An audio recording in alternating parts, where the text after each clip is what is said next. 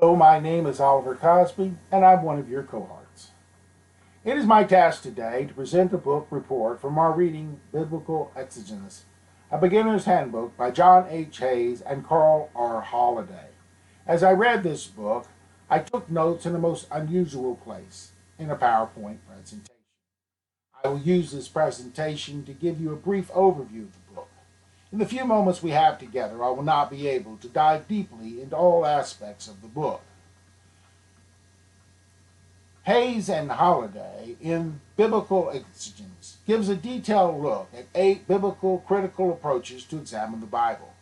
The student would be wise to use several of these examination methods when preparing to write or speak on a passage from the Bible. However, much of the work has been done for you by scholars well before our time, and we can glean from their work. This overview will attempt to touch on these topics. Before we examine the 8 major critical methods of examining Scripture, let us begin in a like manner to Hayes and Holladay with an introduction to exegesis. Exegesis is an everyday activity that you and I participate in when we read Scripture and try to understand it. It is also developed into a specialized discipline. Factors affecting this process include third-party perspective, communicating in a different language, the cultural and historical gaps, writing that developed over time, multiple texts and editions of the same writing, and interpretation of Scripture. We noticed in the book that Hayes and Holladay took a historical look at biblical exegesis, how it was viewed in the early and medieval periods, the late Renaissance and Reform era, and the modern commitment to the present. Here are the 8 major critical methods discussed in our textbook: textual, historical, grammatical, literary, form, tradition, redaction, and structuralist criticism. Let us take a look at each of these. First, we have textual criticism, the quest for original wording. We can examine 2 types of textual variants: the type of textual variants and the evaluating of textual variants.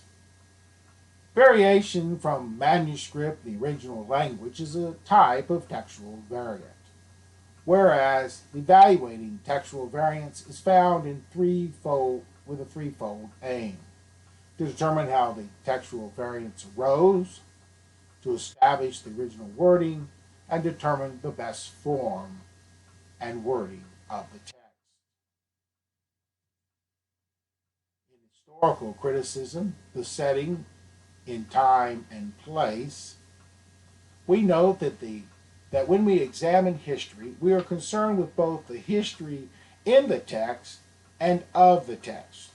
The text is read in context of the first reader, and how that text is read later with different people, groups, in different cultures who were not eyewitnesses to the events or had access to the authors of the early manuscript is part of historical criticism.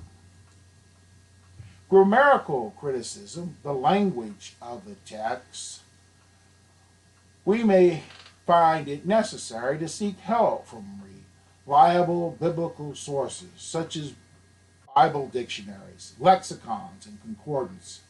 We may need to seek resources that help to understand the text by examining the original language of the text. Often we can find meaning in the text from the original language that is lost in translation. If this is not available, the student can seek out different translations of the Bible to get a fuller appreciation of a given text. Literary criticism, the composition and rhetorical style of the text, is judging the quality and character of the work.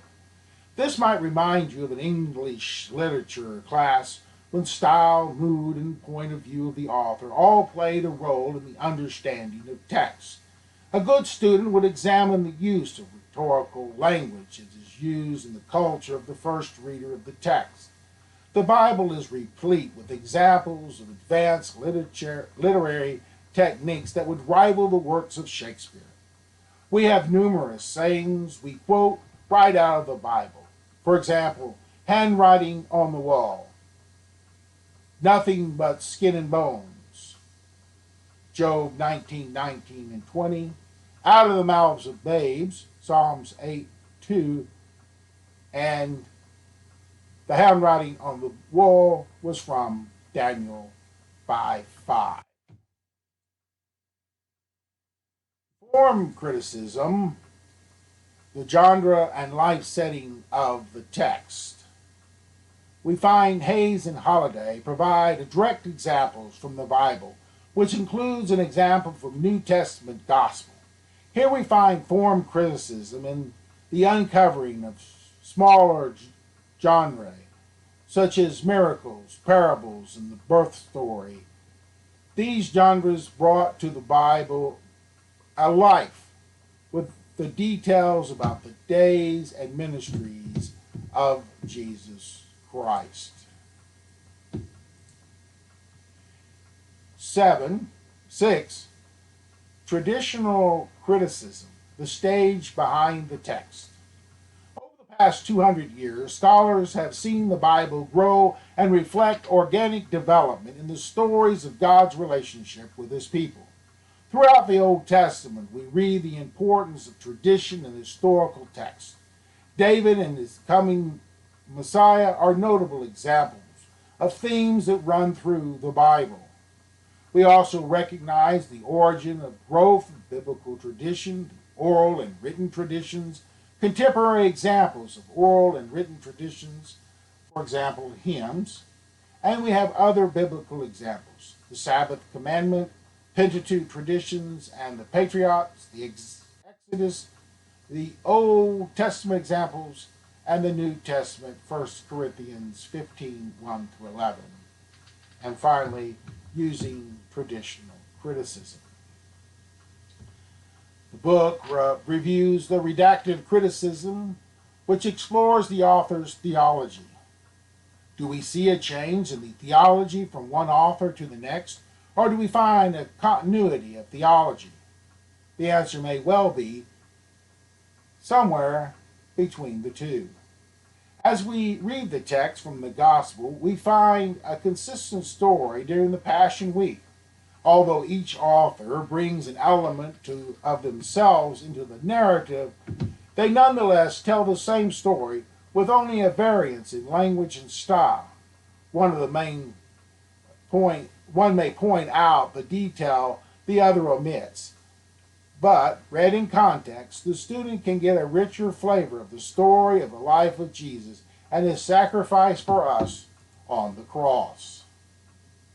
And 8, structural criticism, the universals in the text. Finally, we reach the final method discussed in the book, constructural criticism. The previous 7 methods could be said to relate to historical context. However, structural criticism examines the original intent of the writer of the book.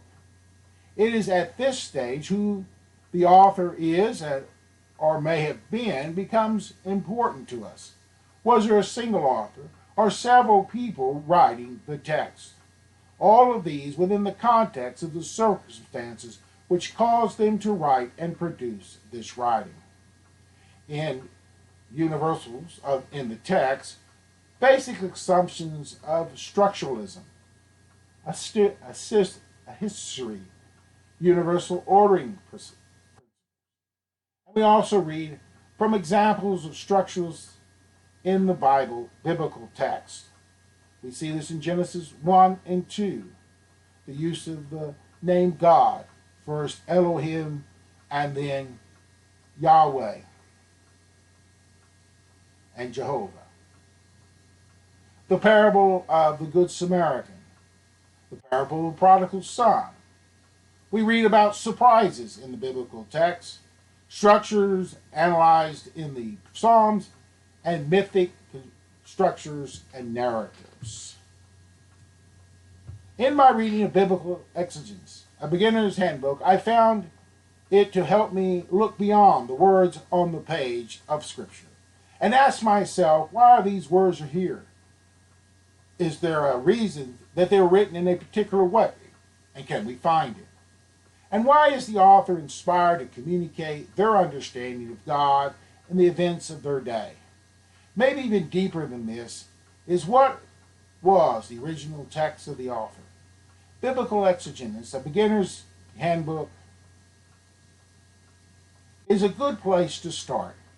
And when I read it, I gained much from it. I thank you for watching, and may God bless you.